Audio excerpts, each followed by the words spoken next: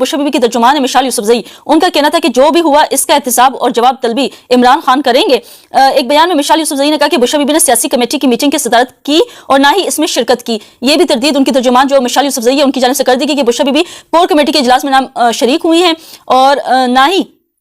जो है उनका कहना था कि पीटीआई के हुक्म के मुताबिक इन्हें डी चौक पहुंचना था, लेकिन डी चौक में पार्टी की आदत नहीं थी। ऑब्वियसली सवाल उठते हैं कि पार्टी की आदत कहाँ थी? वो अकेली औरत जिसके ऊपर सब गन डाल रहे हैं, तमाम जो सबके बयान आ रहे हैं,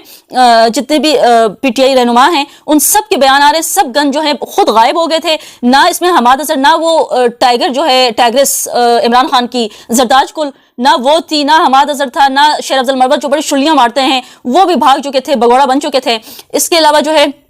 अली मोहम्मद खान,